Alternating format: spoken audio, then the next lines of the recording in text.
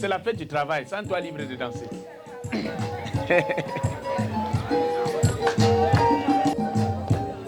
Jésus est le meilleur ami. Il ne déçoit jamais dans les circonstances. Jésus est le meilleur ami. Il ne déçoit jamais, même dans les malheurs. Oh Jésus, oh, est le meilleur ami.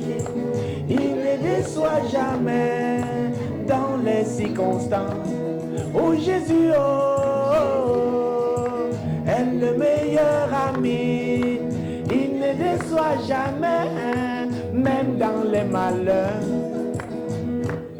Emmanuel, tu es le meilleur ami, oh, oh. Tu ne déçois jamais dans les circonstances. Et Shaddai est le meilleur ami. Il ne déçoit jamais, même dans les malheurs. Oh Jésus, oh, yeah. Il ne déçoit jamais dans les circonstances. Oh Jésus, oh, oh, tu es le meilleur ami. Tu ne déçois jamais, même dans les malheurs. Ton papa peut te décevoir, ton mari peut te décevoir, tes relations peuvent te décevoir, mais Jésus reste le meilleur ami. Ta famille peut te décevoir, tes projets peuvent te décevoir, tes relations peuvent te décevoir, mais Jésus reste l'ami des amis. Oh Jésus, oh, est le meilleur ami. Dans les circonstances, oui Jésus, oh, oh, tu es le meilleur ami. Tu ne déçois jamais, même dans les malheurs. Emmanuel, tu es le meilleur ami. Tu ne déçois jamais dans les circonstances. Et Shaddai, oh, tu es le meilleur ami. Tu ne déçois jamais, même dans les malheurs. Ta famille peut te décevoir, tes amis peuvent te décevoir, tes copains peuvent te décevoir, mais Jésus reste le meilleur ami. Oh Jésus, oh, tu es le meilleur ami. Dans les circonstances, oui Jésus, tu es le meilleur ami. Tu ne déçois jamais, même dans les malheurs. Oui Jésus, oh, est le meilleur ami. Tu ne déçois jamais dans les circonstances. Amen. Veuillez t'asseoir, bien-aimé. L'exhortation que Dieu nous met à cœur se trouve dans le livre de Proverbes 6, 4 à 14. Vous savez, c'est la fête du travail. Et nous voulons faire une allocution relativement à la fête du travail. Déjà, je me présente Sophonie Blaise Kebanou. Je suis évangéliste missionnaire, voyageant de par le monde entier pour présenter Jésus. Ça fait 19 ans que je rends ministère. Pour ceux qui ne me connaissent pas, je suis auteur de plusieurs livres. J'œuvre dans la relation d'aide pastorale, œuvrant à aider des personnes dépressives, des personnes qui se détestent, des personnes qui ont subi des traumatismes et bien d'autres. Pour ne citer que ceci. Mais aujourd'hui, pardon, je joue le rôle d'évangéliste à Lubudi. Amen. Donc déjà, je vais m'excuser pour mes paroles parce qu'un évangéliste ne parle pas bien. Il parle et ça dérange parfois les consciences. Donc vraiment les doyens, si je parle mal, rejetez ma parole mais ne me rejetez pas. Amen. Regardons Proverbes chapitre 6, le verset 4 au verset 14. Ne donne ni sommeil à tes yeux, ni assouplissement à tes paupières. Dégage-toi comme la gazelle. Dégage-toi comme la gazelle. Oui. Comme l'oiseau de la main du moisineur. Va vers la fourmi paresseux. Considère ses voies et deviens sage. Elle n'a ni chef, La fourmi n'a pas de chef, ni inspecteur. ni maître. Oui. Elle Prépare en été sa nourriture. Elle amasse pendant la moisson de quoi manger. Oui. Paresseux. Paresseux. Jusqu'à quand resteras-tu couché? Quand vas-tu te lever de ton sommeil? Un peu de sommeil, un peu d'assoupissement, un peu croiser les bras pour dormir. Et la pauvreté va te surprendre comme un bandit. Oui. Et la disette comme un braqueur. L'homme pervers, l'homme inique, marche la fausseté dans la bouche. Incline des yeux, parle du pied, fait des signes avec ses doigts.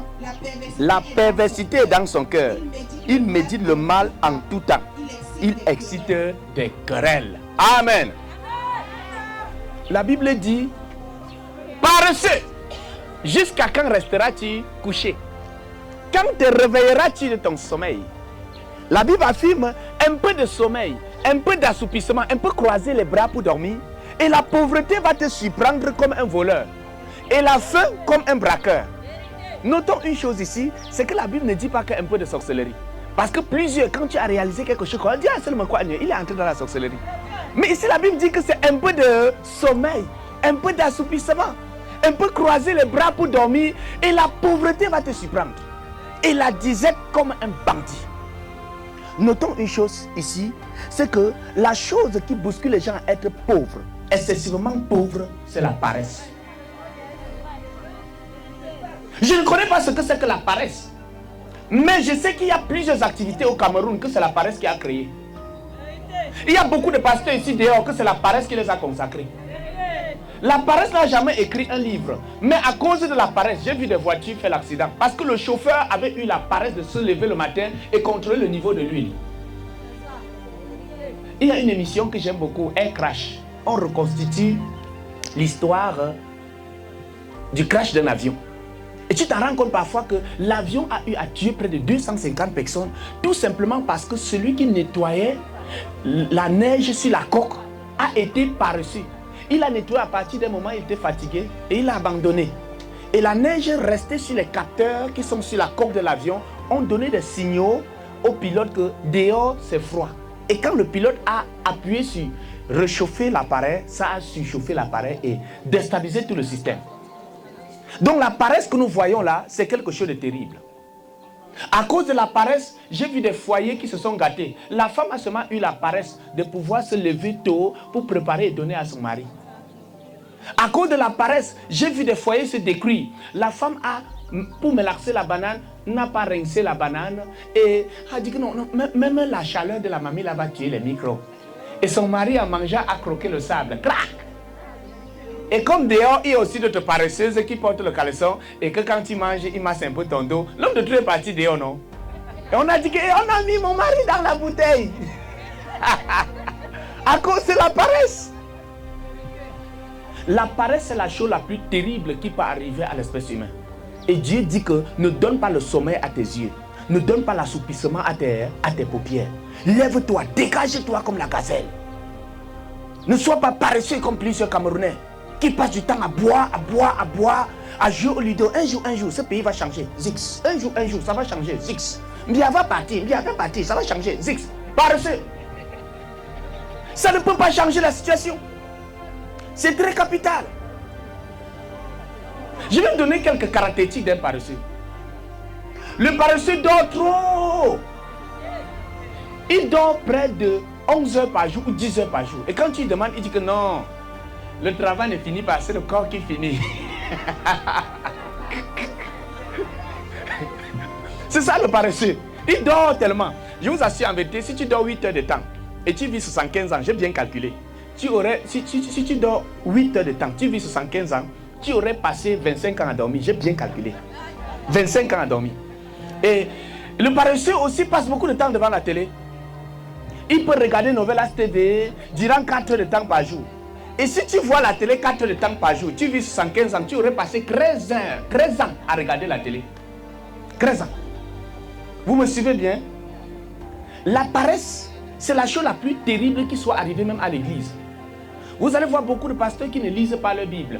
Comment est-ce que tu vas venir enseigner aux gens quelque chose que tu ne connais pas? Être chrétien signifie être travailleur. Vous n'allez jamais voir un véritable chrétien qui n'est pas travailleur. Lire la Bible n'est pas facile. S'agenouiller pour prier 2 heures de temps n'est pas facile. Jeûner n'est pas facile. C'est très capital. Donc c'est le travail qui détermine un enfant de Dieu. C'est très capital. Autre caractéristique d'un paresseux, c'est que le paresseux, c'est le radio-trottoir de la ville. Il bavarde trop. Il va nous dire ce qui s'est passé à Lubudi. Il va te dire que le petit gars là, avec sa tête comme le scorpion était tenu là, il bavardait comme ça. C'est nous qui avons. Le paresseux se balade partout. Il a mangé la patte du chien.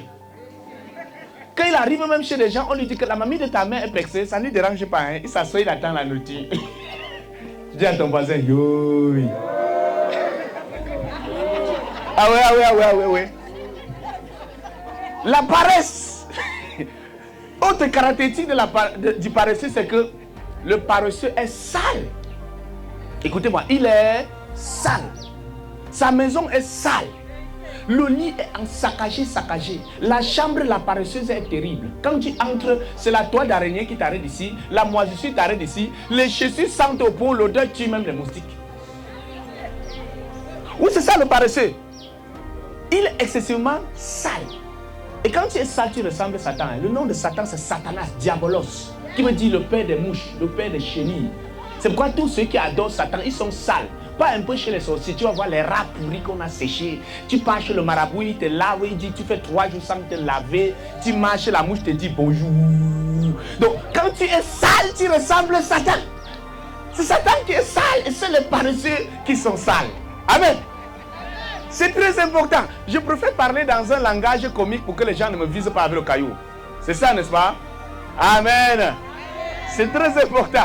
Autre caractéristique du paresseux, c'est que le paresseux mange plus qu'il ne travaille. Il a le tonneau dans son ventre. Il a le tonneau dans son ventre. Il mange plus qu'il ne travaille. Comment se fait-il que tu as 34 ans comme moi? Je travaille plus que toi. Et toi, tu manges plus que moi. Ça s'explique comment? Mais ça, c'est le paresseux. Il mange jusqu'à manger sa propre vie dans son ventre. Vous allez les voir, ils ont rempli la maison. Si tu as une femme paresseuse, tu vas voir. Quand elle s'assoit, boum, on dit, madame, fournis cette assise. Elle ne bouge plus. Hein. Junior, oui maman, donne-moi la chaise ici. Junior, oui maman, donne-moi la queue ici. Junior, oui maman, viens enlever mes chaises. Junior, oui maman, fais ceci. Ils remplissent la maison. Et quand ils marchent un peu deux pas, ils respirent comme le porc. Je peux mourir, hein, je peux mourir. Dieu n'a pas fabriqué le corps de manière que ça reste comme ça sans travailler. Non, ça va s'atrophier. Si tu restes 1 mois sans utiliser ta main, attache-la comme ça. Même quand tu vas détacher, ça ne peut plus fonctionner. Parce que Dieu veut que tu travailles. Mais aujourd'hui, c'est chaise roulante, rad, voiture, rad, ascenseur, rad. Bientôt, on va voir des gens assis comme ça, atrophiés, avec des têtes grosses comme la lune. À cause de la paresse. Le paresseux, lui, il mange plus qu'il ne travaille. Il mange. Et c'est comme ça qu'ils ont ce qu'on appelle la surcharge pondérale. Ils remplissent la maison. Je sais que les docteurs me comprennent bien. Ils remplissent la maison. Et parfois, quand on dit de faire sport, non, il dit que non. Même comme je marche là, ce n'est pas déjà ma part de sport. C'est dans ma part de sport. Même rien qu'ici à la maison, comme je balaye un peu le sol là, c'est ma part de sport. Ça ne doit pas être comme ça. Apprends à te dégager. Apprends à travailler. Parce que le travail donne la santé. Le travail donne la valeur. C'est très capital. Autre caractéristique du paresseux, c'est que le paresseux se justifie toujours. Il a toujours des arguments pour se justifier. Si la maison est sale, elle va te dire que c'est parce que les étrangers sont venus à la maison. Je n'ai pas eu le temps pour nettoyer. Si le sol est sale, elle va dire que c'est parce que la maison est très grande. Je ne pouvais pas laver tout ça, je ne suis pas ta domestique. Quand elle trempe les habits, c'est quand les mouches commencent déjà à dire que oh tu es où, avant qu'elle se lève pour laver. Et le genre de laver l'habit là, ce n'est pas l'habit qui est propre. Quand elle tape sur ça, elle jette sur le toit, elle dit même le soleil va rendre ça plus clair. Et vous allez voir le mari des paresseux, l'homme d'autrui parfois quand on court, lui aussi il veut un peu courir, s'il fait un mouvement là, c'est le choc qui fait bram. Parce que sa femme était paresseuse et a préparé son habit dans l'eau durant des semaines, c'est-à-dire a trempé durant des semaines et ça a pourri. Regarde ton voisin, dis yo. C'est bizarre, n'est-ce pas? C'est bizarre. Autre caractéristique du paresseux, c'est que le paresseux bavarde trop. Il dit qu'il a fait ce qu'il n'a jamais même pensé. Il se tape parfois la poitrine. C'est nous sommes les doyens. Rien ne peut passer par nous. Ils sont des perroquets. Vous savez que le perroquet bavarde trop, il ne vole pas loin. C'est l'animal qui vole bas, mais il bavarde trop. Pourtant, les aigles sont silencieux. Ils vont en hauteur. Ils puissent dans les hauteurs. Ils sont silencieux. On reconnaît ce qu'ils font par les actes et non par la parole. Ils ne construisent pas les étages avec la bouche, mais ils posent des actions concrètes. C'est très capital. C'est la paresse qui a dédicacé, qui a consacré certains pasteurs.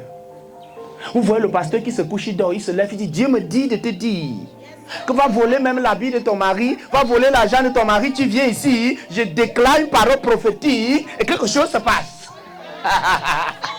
Dis à ton voisin, yo. C'est la paresse qui a créé le genre de pasteur là. C'est la paresse qui les a bénis, qui les a consacrés. Je me rappelle l'histoire d'un pasteur à l'Est. Il a passé son temps à jeûner, à prier, jusqu'à parler même en langue. Chakarababa, chakarababa. Seigneur, donne-moi la viande. Je veux manger, donne-moi la viande. Et après 21 jours de jeûne, Dieu l'a exaucé. Un chasseur a blessé un antilope loin. L'antilope a fui et venu s'écrouler près de sa maison. Et il est mort. Mais comme c'est le genre de pasteur qui ne se lève même pas le matin pour nettoyer les herbes autour de la maison ou balayer la maison là, les gens sont quittés de loin, venus dépiécer l'animal près de sa maison, partir tout avec. Dis à ton voisin, yo. La paresse, à cause de la paresse, à cause de la paresse. Le paresseux est toujours en train de parler du mekwagne. Oh, le mekwagne est monté, le mekwagne est descendu. Si tu ne sais pas comment faire pour que 100 francs deviennent 200, tu ne sauras jamais comment faire pour que 30 000 deviennent un jour 30 millions. Qu'on cesse de pouvoir souiller le nom de Dieu. Beaucoup de paresseux ont gagné le loto. Ils ont eu 30 millions. En 4 ans, ils sont devenus pauvres. Ils sont devenus pauvres. Tout simplement parce qu'ils sont paresseux. C'est très capital. Le paresseux te dit mangeons, buvons, car demain nous mourrons. Tu bois, tu meurs. Tu ne bois pas, tu mourras. Seuls les paresseux disent ça. Dis à ton voisin, yo. Oui. Dieu a aimé tout le monde et il nous a donné une pensée. Il nous a donné 24 heures à nous tous. Chacun a 24 heures devant lui. Chacun a les 2 mains, les 2 pieds. Chacun a une tête pour réfléchir. Et je t'assure en vérité, si tu ne gères pas bien tes 24 heures, si tu ne gères pas bien ta pensée, ta tête, tu vas mourir pauvre. Et les paresseux sont des sorciers. Parce que quand tu es paresseux, tu es pauvre. Et quand tu es pauvre, tu es sorcier parce que tu commences à avoir jaloux des autres. Tu commences à détester les autres. Tu commences à frotter les pieds au sol. On va voir comment ça va se passer ici. Dis à ton voisin, yo! Les paresseux sont les champions pour maudire. Maudire. Il n'est pas venu me donner à boire. Je veux le maudire. Je veux le maudire. Dis à ton voisin, yo! Ça ne doit pas être comme ça. Dieu veut que tu travailles. J'ai bien tes 24 heures. J'ai bien le peu de temps que Dieu t'a donné. C'est très important. C'est très très important. Vous allez voir certains paresseux, il a une grosse licence. Il a un doctorat. Mais il passe son temps à jouer le ludo. Vous allez le voir, il dit, Zix, le Cameroun va changer un jour. Zix, un jour dans ce pays, ça va aller. Zix. Ou bien va partir un jour. Zix. Dis à ton voisin, va travailler. Amen. C'est important. Ce n'est pas les discours qui vont nous amener quelque part. Ce n'est pas la politique qui va nous amener quelque part. La Bible dit que les paroles en l'air ne mènent qu'à la disette. Les Chinois disent que la parole ne cuit pas l'œuf. Va nous préparer l'œuf en manche. Cesse de bavarder ce que tu bavardes là. Posons l'action et voyons la réaction. C'est tout. Et non croiser les bras et dire un jour, même l'ange Gabriel va descendre du ciel avec une mallette d'argent. J'aurai la chance. Paresseux, la chance n'existe pas. Ça existe pour les paresseux. Oui, si tu ne poses pas l'action, il n'y aura pas de réaction. Et lorsque tu travailles, tu ressembles à Dieu. Tous les enfants de Dieu sont des gens qui travaillent. La Bible dit que Dieu a travaillé durant 6 jours. Et le 7e jour, il s'est reposé. Vous savez pourquoi Dieu s'est reposé? Ce n'est pas parce qu'il était fatigué. C'est parce qu'il n'y avait plus rien à faire. Il n'y avait plus rien à faire. Et je vais te donner mon conseil en tant qu'évangéliste. Je vais te donner mon conseil en tant que missionnaire. Durant 19 ans, je n'ai pas demandé un 5 francs à quelqu'un concernant mon ministère. Pourtant, n'ayant même pas un bac. Pourtant, étant rejeté par plusieurs collègues, pasteurs, etc. Mais pourtant, aujourd'hui, plusieurs viennent vers moi. Aide-nous. Aide-nous avec le doctorat. Aide-nous avec le professorat. Autrefois, on disait, ça n'a rien dit. Il faut faire quoi? Il a même fréquenté. Ce n'est pas l'école qui te donne des réussites. L'une des choses qui est sûre, c'est que l'école peut te manger 25 ans et te laisser sans travail.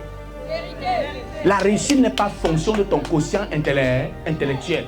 Si c'était fonction de ton quotient intellectuel, on ne trouverait pas des gens qui ont le doctorat et qui sont pauvres et des gens qui n'ont même pas le CEP et qui sont riches. C'est très important. La réussite n'est même pas fonction de pays. Sinon, on ne trouverait pas des gens en Europe extrêmement pauvres et des gens en Afrique extrêmement riches. La réussite est fonction du travail. Dis à ton voisin, travail. Secoue-le, il ne va pas te taper, je le vois. Dis le travail. Touche-le, je le regarde, touche-le. Amen. C'est important. Nous devons travailler. Nous devons travailler.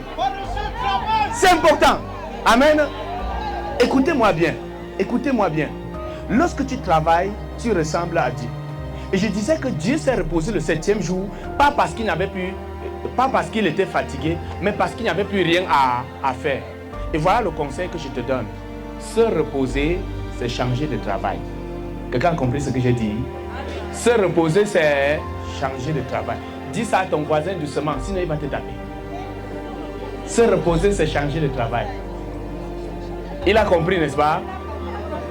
Si tu es fatigué de laver les habits, repose-toi en lavant les assiettes. Si tu es fatigué de laver les assiettes, repose-toi en préparant pour tes enfants. Si tu es fatigué de préparer pour les enfants, repose-toi en lisant ta Bible. Si tu es fatigué de lire la Bible, repose-toi en priant. C'est très capital. Donc se reposer, c'est changer de travail. Mais les paresseux te disent que non, se reposer, c'est dormir. Et ils sont les premiers à dire, papa, là je passe, il faut même que je me marie. Pasteur, il faut que tu viennes bénir mon mariage. Je ne bénis pas le genre de mariage là, je ne viens même pas là-bas. Parce que Dieu a dit qu'il n'est pas bon que l'homme soit seul, il faut une aide. On n'aide pas quelqu'un à dormir, on aide quelqu'un à travailler. L'aide vient pour t'aider à dormir. Dormir, c'est un travail. Le paresseux dort jusqu'à 11h, il se lève, son rein fait mal. Le paresseux passe son temps sur WhatsApp. Il dort à 1h. Parfois, il pense comme il va voler la femme de massagant.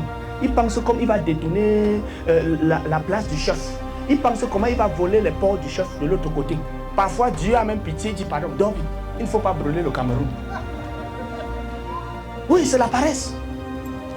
Quand tu travailles, tu es comme Dieu. Amen. Donc, se reposer, c'est changer de travail. Dis à ton voisin, le travail donne la beauté. Quand tu travailles, tu es beau. Ça, c'est vrai. Seules les paresseuses parlent avec les gestes, clignent comme Proverbe a dit, non. Ils clignent, ils font les gestes avec les pieds, clignent l'œil comme ça. Ce sont des paresseuses. Parce que pour eux, ils ne sont pas pressés. Ils mettent les cils qui ont 2 mètres. Et ils portent les cosses qui sont comme ça. Comme ils ne sont pas pressés, elles font cos. Et quand elles ratent un pas, elles rentrent derrière pour placer encore. Et quand elles font le cos, d'autres paresseux sont derrière. Sip. Quand elles sont assises sur la moto, le vent fait ouf, ça ferme ses yeux, elle ouvre. Ça ferme ses yeux, elle ouvre. À cause des cils qui ont 2 mètres. Vous allez voir les paresseuses, ils ont les ongles qui ont 1,5 mètre. Ils ne sont pas pressés. Pourtant, la beauté, ce n'est pas ça. C'est le travail qui rend les gens beaux et belles. Amen. Quand tu travailles, tu es beau. Mais vous voyez des femmes qui sont ici là, ils sont les premiers à aller mettre leurs pieds dans n'importe quelle ordure. On tape ton cou aujourd'hui, on dose ton sein demain, on casse ta côte après-demain. Et tu plais, si je le quitte, qui va encore me... On dit à toi. Quand tu travailles, ce n'est pas n'importe quel chien qui te dit sip. Quand tu marches même en route, tout le monde te respecte. Vous allez voir les hommes qui ont les chiffons ici, c'est parce que c'est la femme qui travaille. C'est la femme qui donne ceci, c'est la femme qui prépare. Comment est-ce qu'elle va préparer? Elle est le père et la mère. Cependant, tu attends qu'elle te respecte comment? Elle dit, regarde, le type, là, me sait même quoi dans la maison aussi. Dis à ton voisin, le travail donne la beauté. Le travail donne le respect. C'est important, quand tu travailles, on te respecte. Quand tu travailles, tu as la santé, parce que le travail donne la santé. Quand tu salues quelqu'un qui travaille, tu sens toi-même comment ses mains sont solides. C'est vrai, non? S'il veut même tomber dans le trou, tu peux facilement l'enlever. Mais le paresseux transmet même dans sa paume de main. Tu veux l'arrêter, sa main glisse comme le cuir. Piap, piap, piap. Dis à ton voisin, yo. Donc quand tu travailles, tu ressembles à Dieu. Compte tenu du temps, je vais m'arrêter ici. Mais déjà, je t'en supplie. Divorce avec la paresse. Sois discipliné. Quand tu vas rentrer chez toi ce soir, c'est le jour du travail, la fête du travail. Rappelle-toi que ce 1er mai, il faut que tu divorces avec la paresse. Sur toutes ses formes. Je dois divorcer avec la paresse. Les mamans qui ont les cabas, qui ont 50 ans, qui sentent la fumée là, ramassez tout ça, vous brûlez. Nettoie ta maison, enlève tout le nid des chenilles, des cancrelats, des souris que tu as mis dans ta chambre. Enlève tout ça, que ta chambre soit claire. Si tu veux l'équilibre, si tu veux que ta vie soit harmonieuse, il faut que ta chambre soit harmonieuse. C'est très capital. Parce que ta chambre parle sur toi plus que tout. Ton salon parle sur toi plus que tout. Je n'ai pas besoin de chercher à te connaître. J'entre dans ta maison, je regarde seulement ton salon et je sais qui tu es. Si tu es désordonné, ton salon te trahit. Si tu es sale, ton salon te trahit. Si tu es indiscipliné, ton salon te trahit. Si tu ne sais pas garder 5 francs, ton salon te trahit. Même si tu as 2 habits comme moi, lave-les bien, repasse-les bien, prends bien soin de toi. Parce que la Bible a dit, tu aimeras ton prochain comme toi-même. Mais si tu ne t'aimes pas, comment tu peux aimer ton prochain? Tu aimeras ton prochain comme tu t'aimes toi-même.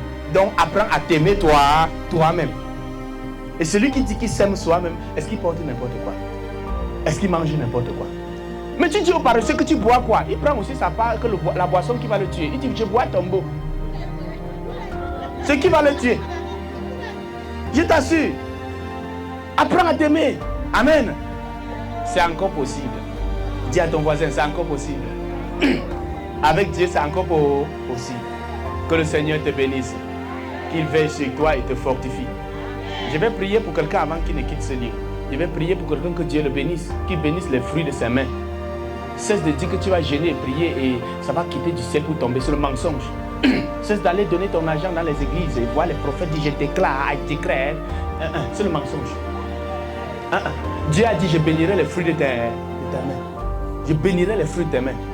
Tant que tu vas semer le bananier, tu auras les bananes. Si tu veux découper même tous les bananiers là, tu verses au sol. Mais tant que tu vas semer, tu auras les bananes. Donc je n'ai pas du temps pour prêcher sur l'évangile de la prospérité, etc. C'est de l'arnaque, c'est la mafia. Tu auras une double portion de l'onction, New Dimension, et après 10 ans, tu es la même personne. Ça ne te dit rien. Ça ne te dit rien. Tu ne vois pas toi-même quand même à l'église, quand tu as un peu d'argent, on te nomme ancien et conseiller. Ah! Oui! C'est vrai, non? Et c'est le travail qui te donne ça. Ce n'est pas la prophétie qui te donne ça. Amen. C'est important. Donc je vais te supplier vraiment à divorcer avec la paresse. Et quand tu travailles, le premier jour quand tu vas travailler, le corps va un peu faire mal. Mais le corps fait mal parce que le corps est en train de dire que tu m'as donné quelque chose que j'aime, tu m'as encore arraché comment? Quand il fait mal, ça veut dire qu'il pleure. Il faut que tu travailles à... Et plus tu vas travailler, plus ça va devenir un modèle comportemental. Et je t'assure, le travail c'est quelque chose de formidable. Quand tu travailles, tu es heureux. Quand tu travailles, tu es affermi. Et je vous assure, en vérité, j'ai 40 voyages par an. Et j'aime le travail. J'aime le travail. Pour ceux qui me connaissent, j'aime le travail.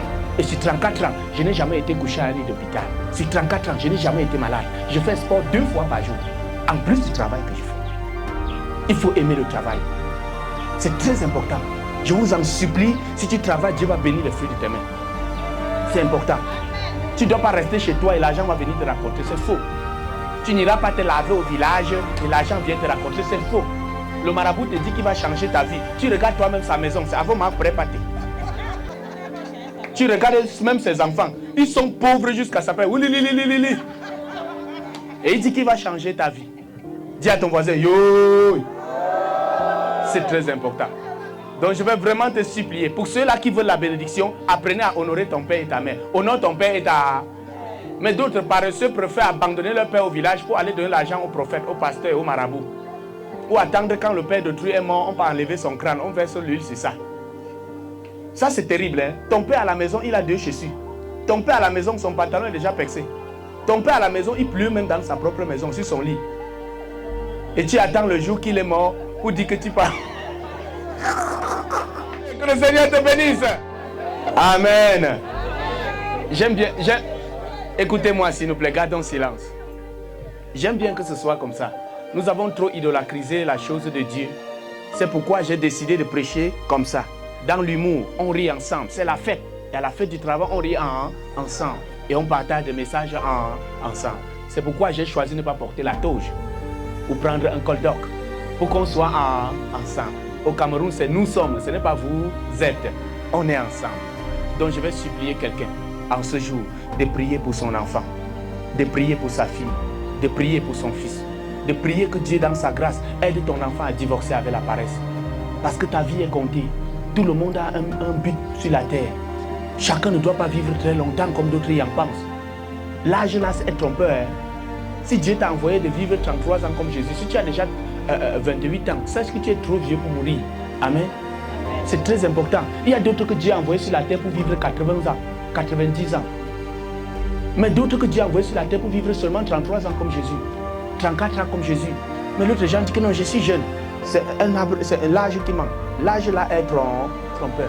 Chaque personne sur cette terre a une durée de vie déterminée. Et c'est unique pour chacun. En fonction de ce que Dieu t'a envoyé sur la terre pour faire. Alors baisse la tête et parle à Dieu. Pense à ton enfant délinquant. Pense à ta situation qui ne marche pas. Et supplie le Seigneur de pouvoir te visiter. Pendant que tu serais en train de prier, je prierai aussi pour toi. Rassure-toi, si tu es honnête et sincère, Dieu m'accorderait la grâce de pouvoir prier pour toi. Parle à Dieu, parle à Dieu. Demande pardon à Dieu pour toutes les fois où, par ta paresse, tu as mis tes enfants mal à l'aise. Tu as poussé tes enfants à aller dehors. Demande pardon à Dieu de ce que par ta paresse, tu n'as pas pris soin de ton mari. Tu n'as pas préparé le repas à temps. Et l'homme d'autrui, sa santé s'est détruite. Demande pardon à Dieu pour le fait que par ta paresse, tu as passé plus de temps dehors. Et c'est la télé qui a éduqué tes enfants. C'est Facebook qui a éduqué tes enfants. Tes enfants ne savent pas parler le boulot. Ils ne savent pas parler le patois. Et tu viens simplement les insulter tout le temps. Enfants de Bia, vous ne connaissez pas parler le patois. Qui devrait les enseigner? C'est toi. Demande pardon à Dieu pour tout cela. Demande à Dieu la sagesse pour pouvoir éduquer tes enfants, pour pouvoir rattraper le temps perdu. Ne dis pas que tu es déjà vieux. Dieu en est capable de faire que tu fasses en 2 ans ce qu'il aurait fallu 15 ans pour faire. Demande pardon à Dieu pour tous les fois où à cause de ta paresse tu t'es négligé, tu ne t'es pas rendu belle, tu ne t'es pas lavé très bien. Et l'homme de ta vie est passé à côté de toi parce qu'on n'épouse pas la saleté. Demande pardon à Dieu. Pour tous les fois où à cause de ta paresse tu as commencé un travail et tu as abandonné. Tu as commencé un petit business et tu voulais que ça change tout d'un coup, sans savoir que même le maïs, quand tu sèmes, il faut 3 mois pour récolter. Demande pardon à Dieu pour ton manque de patience. Demande pardon à Dieu. Demande pardon à Dieu pour tous les fois où à cause de ta paresse, tu es devenu voleur. Tu as passé ton temps à faire ce qu'on appelle que l'avantage de service, à tirer dans les caisses de l'État, à voler, à rendre mal la justice. On t'a corrompu avec 100 000, avec une chèvre, avec un porc, et tu as donné tort à celui qui avait raison. Demande pardon à Dieu parce que c'est une semence de méchanceté, de pauvreté, de malédiction que tu as semé dans ta vie et dans celle de tes enfants. Demande pardon à Dieu de ce que tu as perdu autant de temps à regarder la télé au lieu de poursuivre ton objectif. Et qu'en ce jour de fête de travail, que le Seigneur t'accorde la grâce de pouvoir racheter le temps perdu. Il a dit, je remplacerai les années dévorées par la paresse. Je vais remplacer les années mangées par la sorcellerie. Dieu t'accorde cette grâce.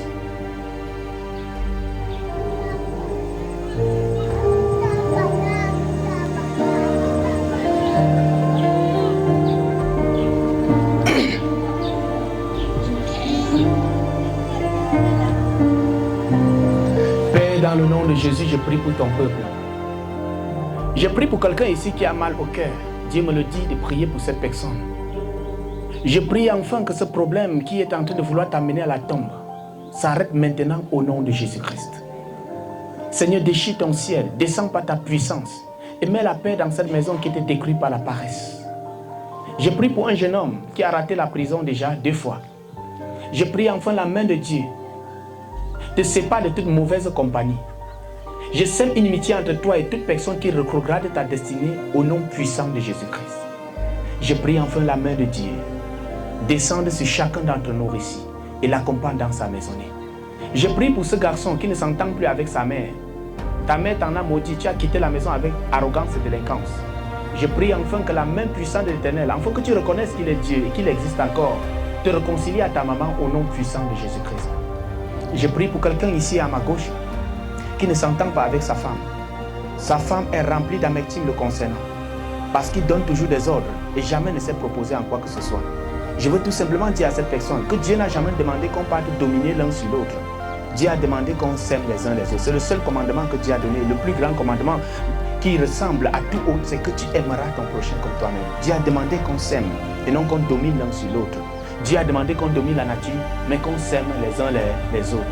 Je prie enfin le Seigneur t'accorde la grâce d'accepter les exhortations de ta femme et de lui demander pardon, quoique l'homme n'a jamais tort. Qu'il en soit ainsi dans le puissant nom de Jésus-Christ. Pour tous ceux qui sont malades, je demande que quelqu'un pose la main là où il sentait mal et laisse la main de Dieu le guérir. Seigneur, dans le nom de Jésus, toi qui guéris encore, je prie enfin que tu guérisses toute personne souffrant de maladie ici. Je vois quelqu'un, une femme ici qui souffre, son rein du côté gauche fait mal. Derrière le dos, du côté gauche, ça fait très mal. Pendant que je parle, la main de Dieu te guérit. La main de Dieu te guérit. La main de Dieu te guérit. Au nom de Jésus-Christ de Nazareth. Je vois quelqu'un qui souffre de problèmes d'hémorroïdes graves. Pendant que je déclare, Dieu te guérit de cette maladie. Dans le nom de Jésus-Christ de Nazareth. Je vois une personne ici qui souffre de violents vertiges. De temps en temps, quand tu te baisses et te relèves, tes yeux tournent. Ça devient tout d'un coup noir. Pendant que je parle, la main de Dieu te visite. La main de Dieu te visite. La main de Dieu te visite. Sois guéri. Sois guéri. Sois guéri. Au nom de Jésus-Christ de Nazareth. Merci Seigneur de ce que tu m'exauces. C'est au nom puissant et glorieux de Jésus que nous t'avons ainsi prié. Quelqu'un dit Amen. Applaudis pour toi-même parce que tu as écouté ce message. Amen.